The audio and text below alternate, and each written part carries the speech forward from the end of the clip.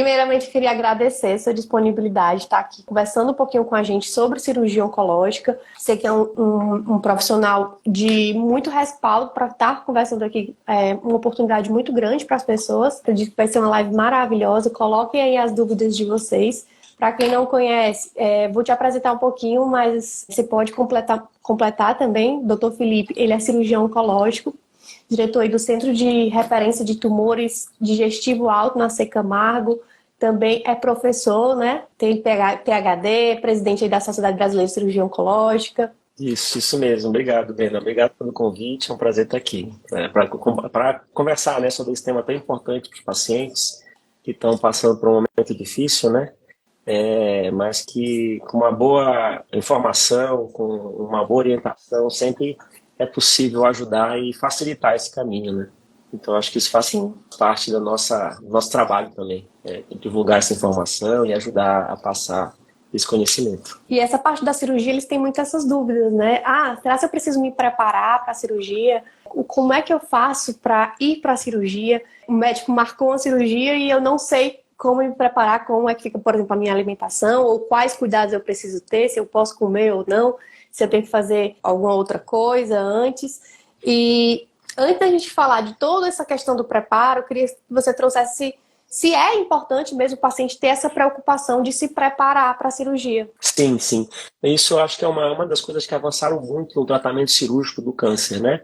Antes a gente falava muito na cirurgia, na técnica cirúrgica, se o cirurgião faz bem ou não, se a técnica laparoscópica ou robótica, isso também é importante.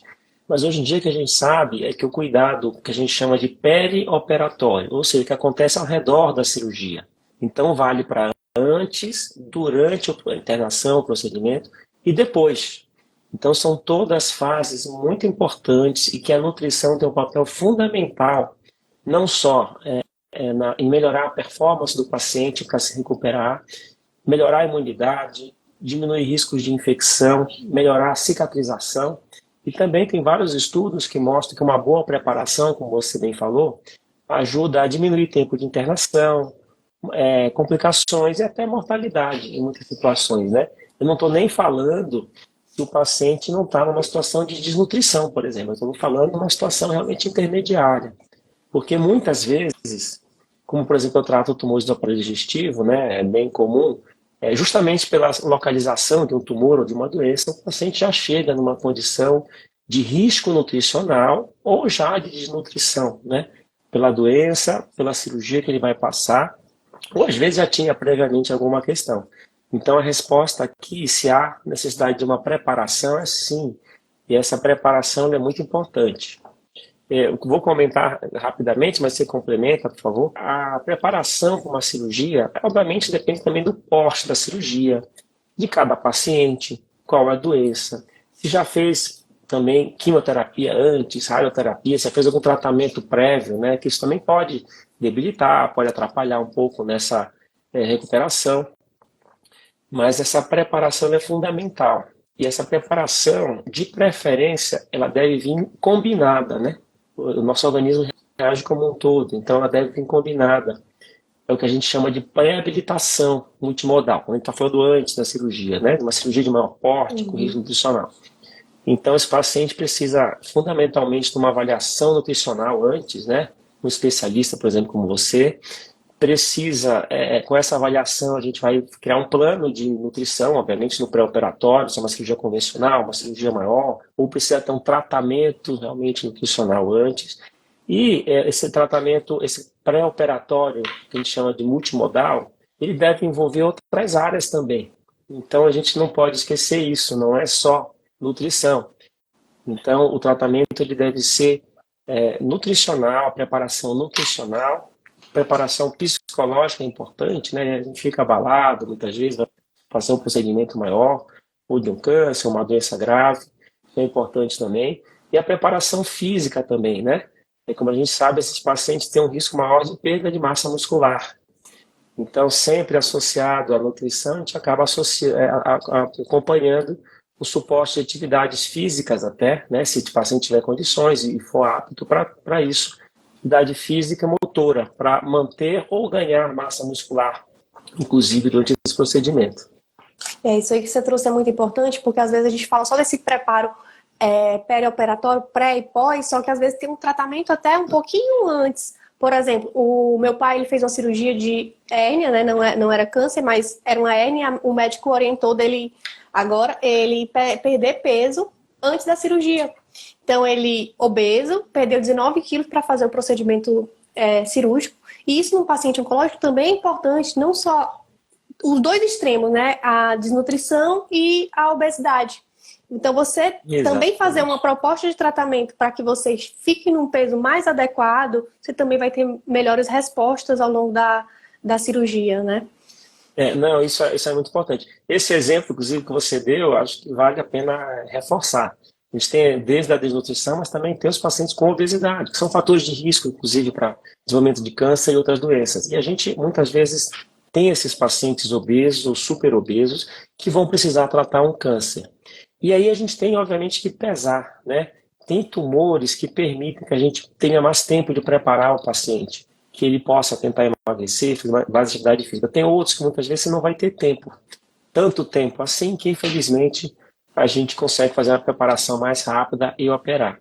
Agora, vale destacar também, hoje em dia, na minha área, por exemplo, e em outras áreas, por tumores de mama, tumores ginecológicos, muitas vezes esses pacientes vão precisar fazer, se o tumor for um pouco mais avançado, mas ainda passivo de cura, muitas vezes o tratamento combinado, o tratamento oncológico combinado, eu não estou falando da preparação. Muitas vezes o paciente pode precisar fazer quimioterapia antes, por exemplo. E aí ele faz 2 meses, 3 meses de quimioterapia. Então, nessa situação, é um tempo ideal a pessoa se preparar para fazer o procedimento. Sim. Então aí não tem a desculpa do tempo, né?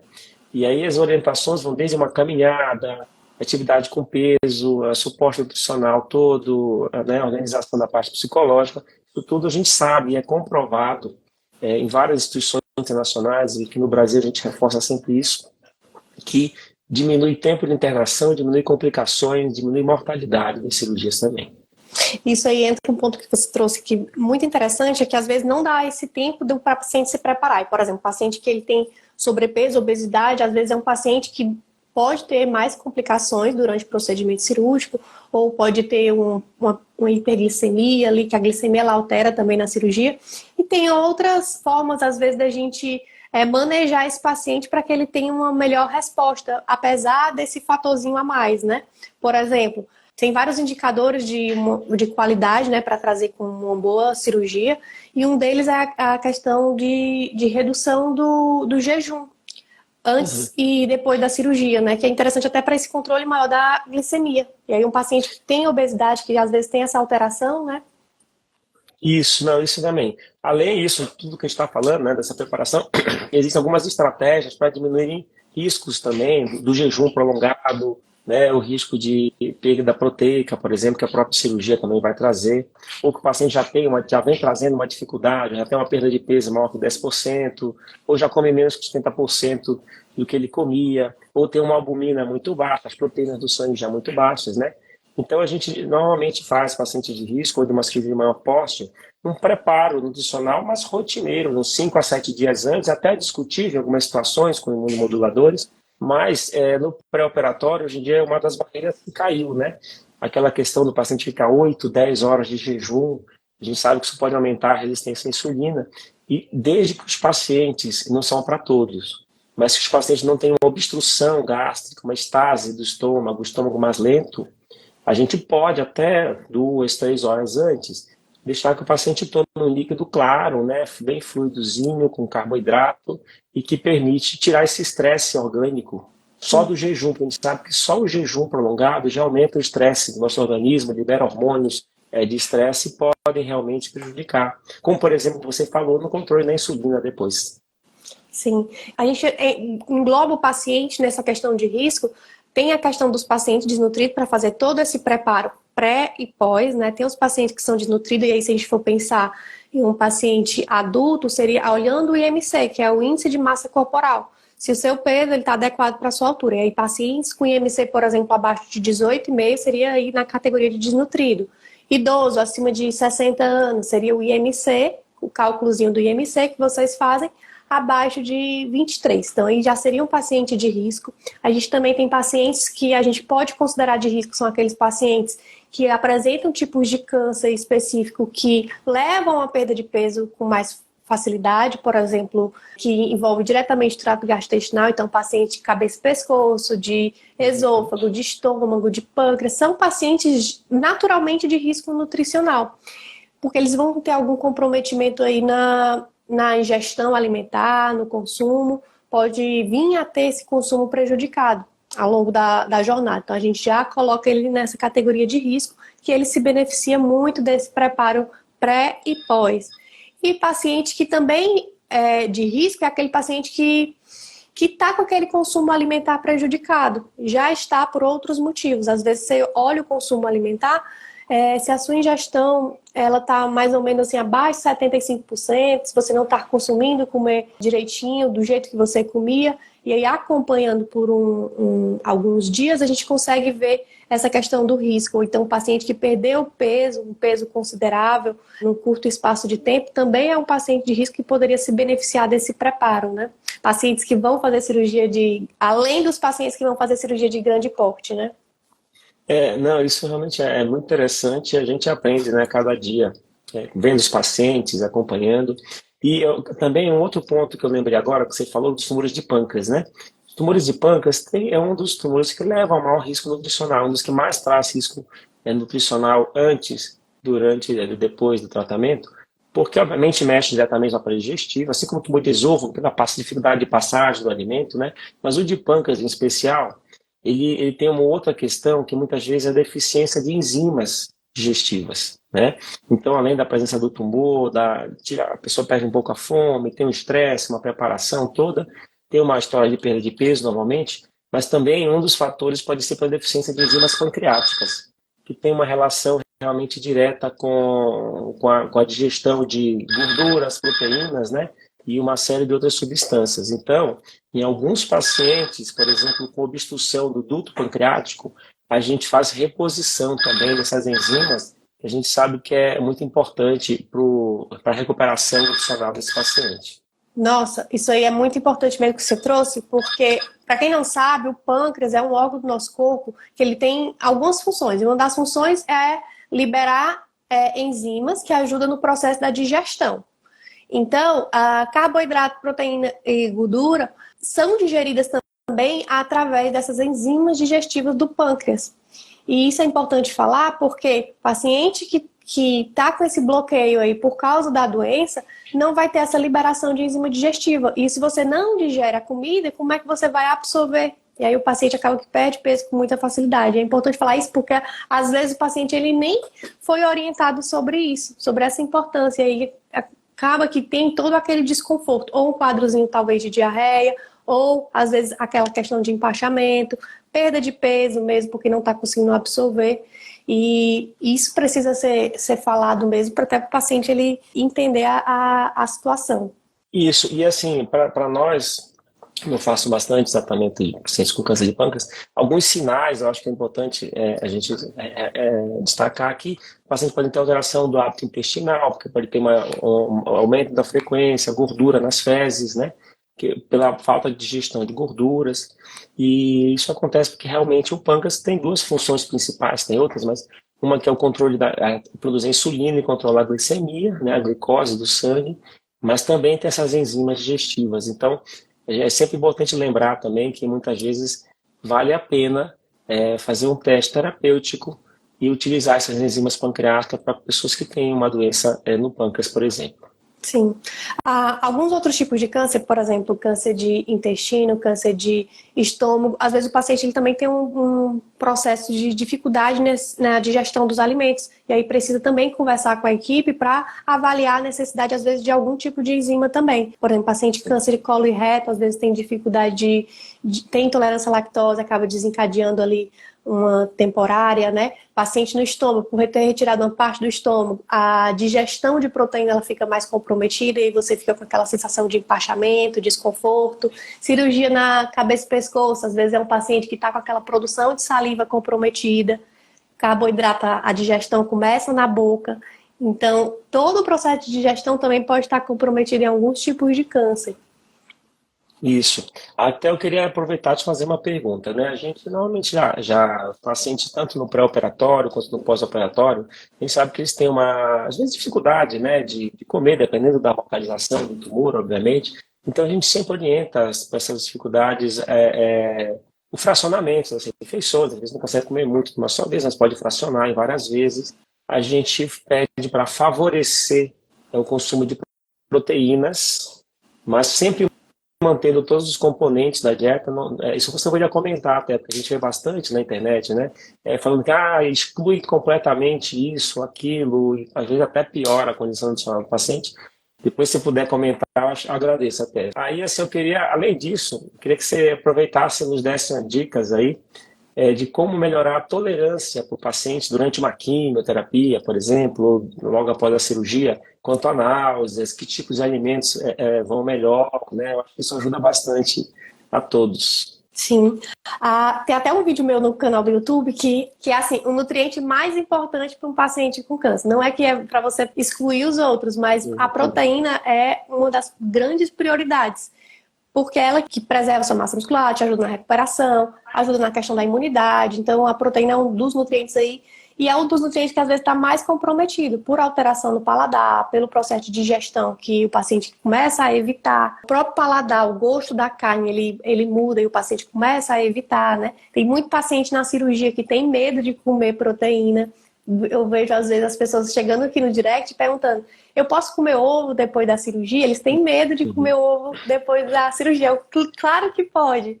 É a melhor coisa para você ajudar aí na sua cicatrização. O ovo é uma proteína bem completa. Lá no PAS, que é o meu programa online, que é de educação para paciente, a gente tem as ferramentas, algumas ferramentas. Tem os PCS, que são os planos de controle de sintoma. São planos de ação, como se fosse assim, um checklist para cada sintoma ruim que a alimentação ajuda, a gente tem um PCS específico. Tem um PCS para náusea, para empachamento, para falta de apetite, para diarreia, com as estratégias alimentares que ele pode colocar em prática e ele vai dando check.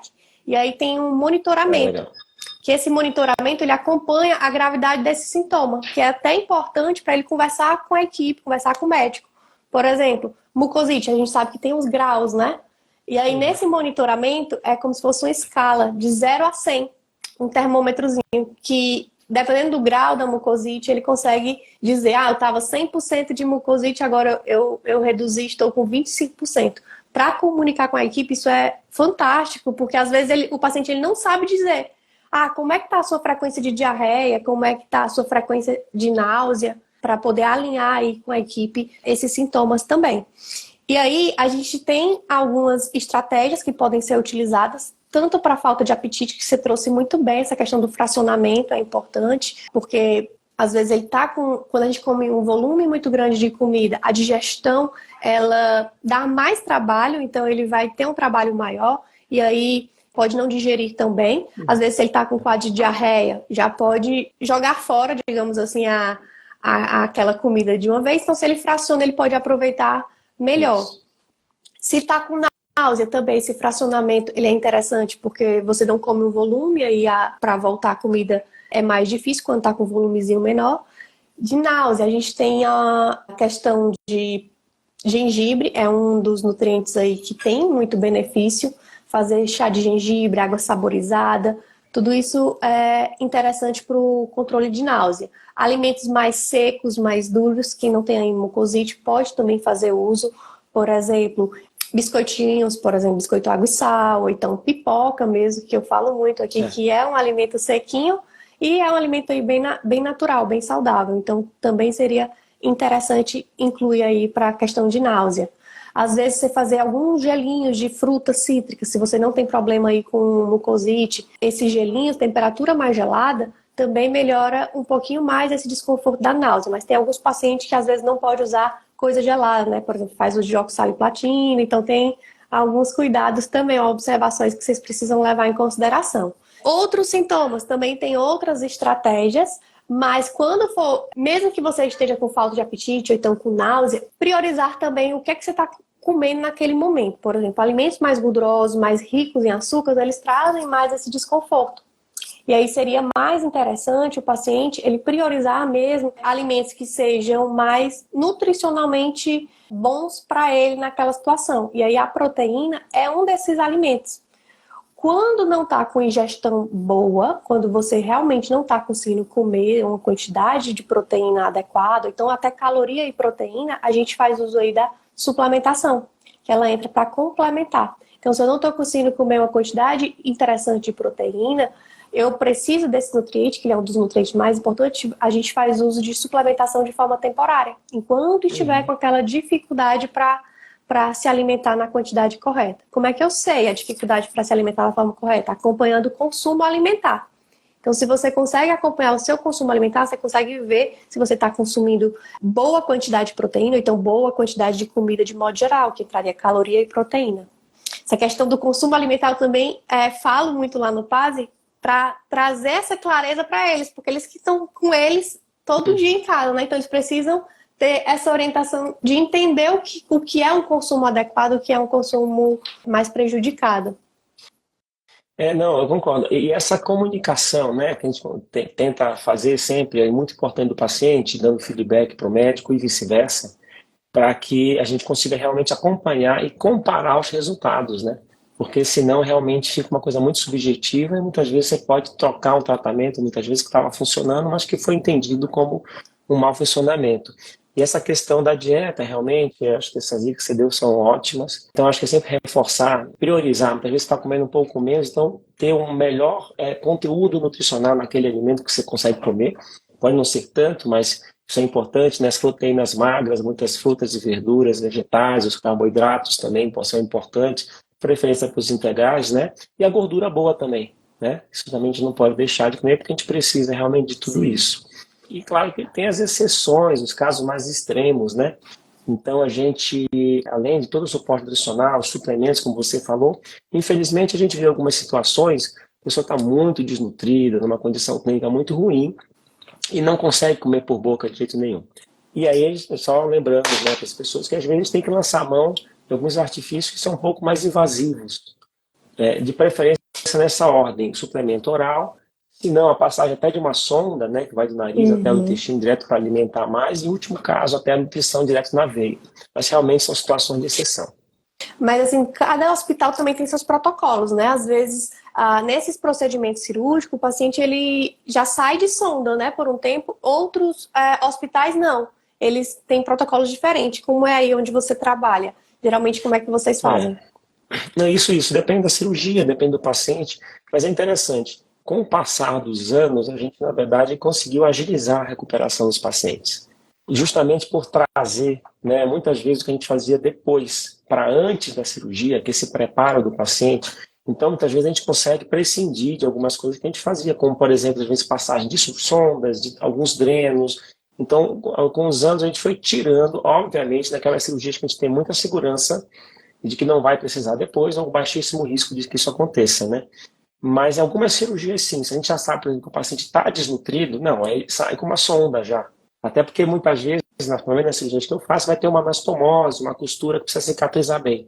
Então, muitas vezes a gente já passa numa sonda. Mas a gente tem a perspectiva que o paciente vai comer 1, 2, 3 dias depois, vai voltar à alimentação, muitas vezes não precisa mais passar essa sonda. Para você ter uma ideia, por exemplo, em cirurgias do estômago, tem situações, e alguns pacientes acabaram comentando aí, né, que muitas vezes a gente pode precisar tirar o estômago todo. E é muito comum a pessoa, mas eu vi que você está falando, vive sim. E mais, por exemplo, há 10 anos, 15 anos, a gente precisava deixar o paciente de jejum 10 dias, já de rotina, tinha que passar as 2 sondas, tudo. Hoje em dia, com um avanço na cirurgia, na técnica, até minha mente invasiva, robótica, a gente consegue que esse paciente ele recupere muito mais rápido e comece a se alimentar numa fase muito mais precoce, o que permite realmente a gente começar a tirar algumas coisas que podem não ajudar tanto o paciente, mas desde que tenha essa sequência, essa evolução no tratamento cirúrgico, né? Então isso é bastante interessante também.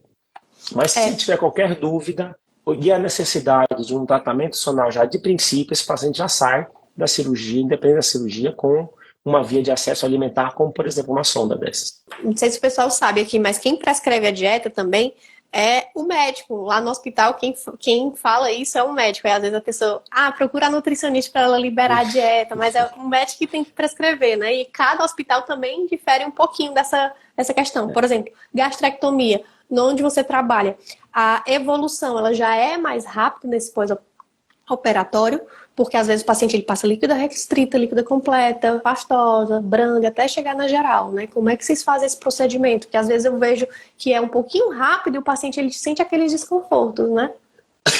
Não, a gente acabou evoluindo, acaba sendo mais rápido do que era antes. Mas veja, a gente tem uma rotina, mas isso é avaliado dia a dia com o paciente. Então, às vezes, a gente tem aquele protocolo de recuperação mais rápida, mas a gente identifica paciente que a gente já sabe, não, pode parar, vamos mais lento aqui, porque a gente sabe que esse paciente especificamente não vai. Muitas vezes a gente é mais rápido para começar a evoluir até um pastoso, uma dieta cremosa, mas depois um pouco mais lento para chegar na dieta total, geral, né, sólida, assim, dependendo do tipo de anastomose que a gente tem, por exemplo, no esôfago, no estômago. Então, e a gente vai avaliando a cada dia, né, avaliando a aceitação do paciente. É até bom Mas fazer isso é bem importante. É até bom fazer essa avaliação durante a internação, né, para até ver se ficou tudo ok, se realmente pode dar alta tranquilamente, né?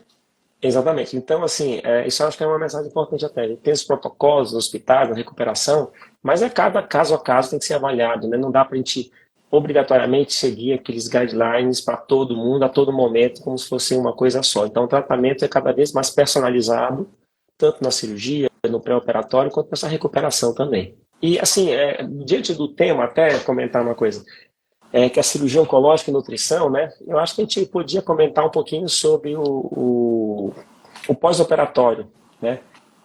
Por exemplo, a gente sabe que algumas cirurgias, faz uma cirurgia de mama, de pele, tudo, não vai ter tanta mudança assim, você não precisa fazer tanta restrição. Agora, uma cirurgia do tubo digestivo, faz na boca, cabeça e pescoço, no esôfago, no estômago, naturalmente vão ter mudanças. Então a gente pode falar até que o paciente tem que fazer uma reabilitação digestiva, nutricional, né? Porque ele vai ter que aprender alguns detalhes, alguns cuidados. Então, por exemplo, um exemplo assim, acho que muito clássico é, por exemplo, uma gastrectomia, né? Para quem não sabe, a gente fala de uma parte do estômago todo. Então, os pacientes já falam, às vezes, parece aquela cirurgia de perder bariátrica, de perder peso.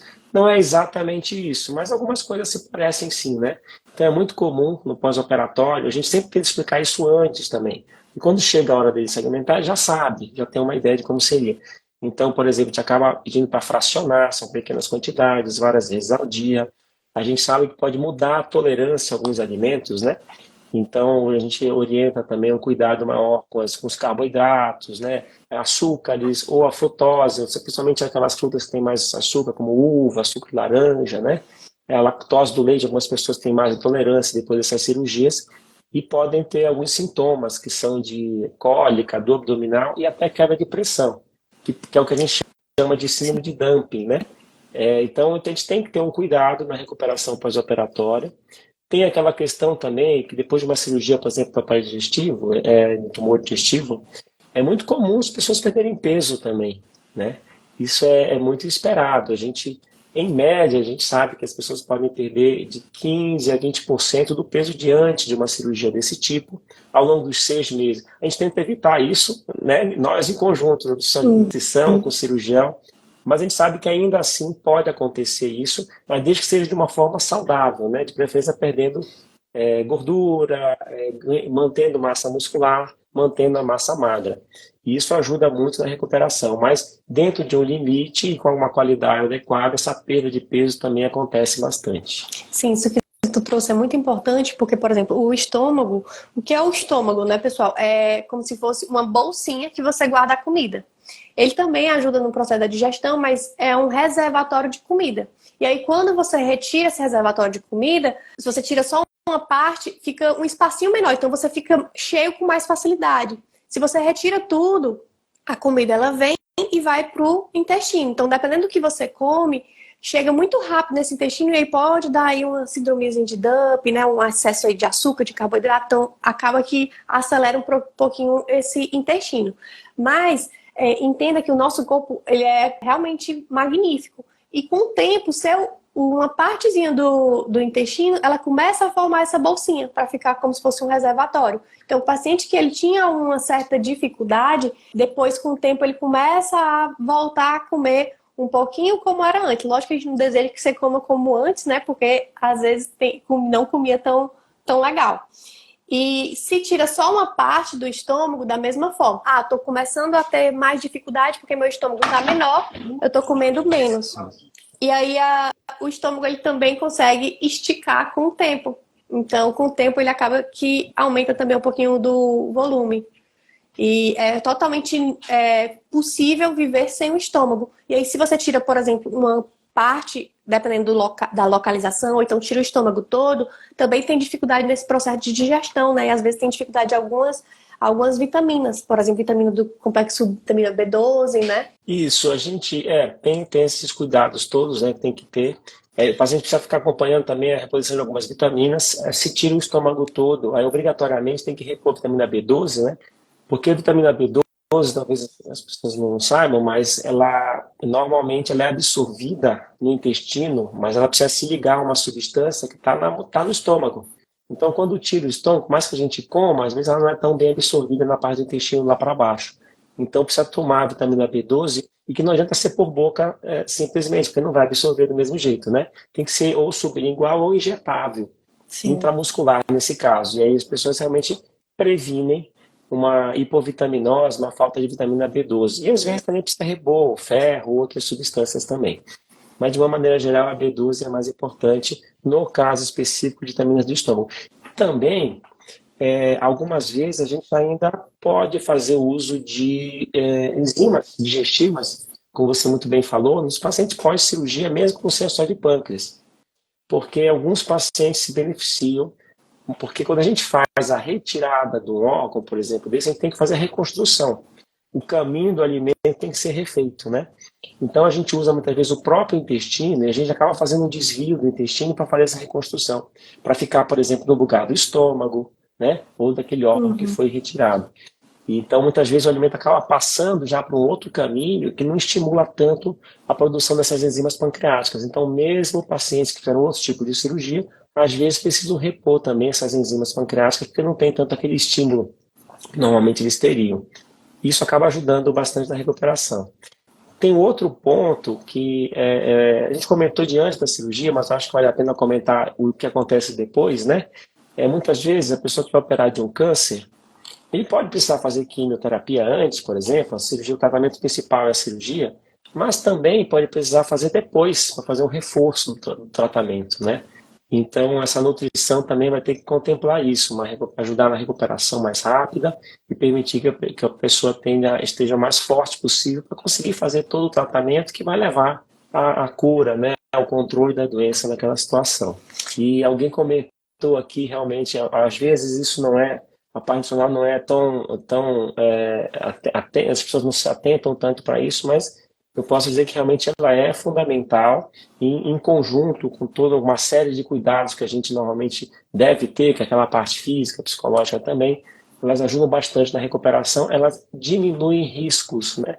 E propiciam uma volta mais rápida ao seu dia a dia e a qualidade de vida também. É outro ponto muito importante, não é só a cura, tudo, mas também a qualidade de vida. Porque antes a gente falava muito do pós-operatório, né? Desse cuidado nutricional no pós. Só que no pré-operatório tem esse cuidado imunológico maior, ele é para também você se fortalecer. Às vezes o paciente vem de uma quimioterapia prévia, e aí ele precisa fortalecer um pouquinho essa imunidade, né? Fortalecer alguns nutrientes, porque no procedimento cirúrgico em si tem riscos de infecções hospitalares, tem risco aí de maiores complicações, a gente falou da glicemia, que pode se alterar mais, né? E no pós-cirúrgico a gente olha questão de cicatrização, de recuperação, para que você se recupere mais rápido e continue aí no tratamento que precisa. Exatamente, exatamente. E só também reforçando, durante a recuperação, nosso organismo fica em catabolismo, é mais exigido, né? E precisa muitas vezes consumir até mais calorias durante o tratamento do que uma situação normal. Então, realmente, a gente não pode desprezar a importância disso. Sim. Doutor Felipe, eu queria agradecer. Eu acho que o pessoal deve ter gostado dessa live. Coloque aí nos comentários o que vocês acharam. Essa live vai ficar salva no meu Instagram, vai ficar salva no Instagram do Dr. Felipe. Vocês vão conseguir encontrar o Instagram deles. Se o pessoal quiser te encontrar, como é que eles fazem? Isso, acho que aqui no Instagram, né, tem o YouTube também, podem me seguir e a gente tem bastante informação. Eu acompanho, né, eu tenho visto as postagens da Brenner, realmente são muito boas. A gente também tem bastante informação útil. Um outro foco, a gente também eventualmente dá algumas dicas de nutrição, mas é um foco mais amplo na oncologia, né, e na cirurgia. Então, acompanhem, acho que é muito interessante para promover a saúde e informação de qualidade para todos. Eu queria agradecer a sua disponibilidade, doutor Felipe, ainda mais agora que você está no hospital, né? Tirou um tempinho aí para fazer a live com a gente. E se você precisar, você pode contar comigo também. Tá bom, com certeza. Vamos conversar mais. Tchau, pessoal. Fiquem com Tá Deus. bom? Tchau, tchau. Boa Até noite. mais.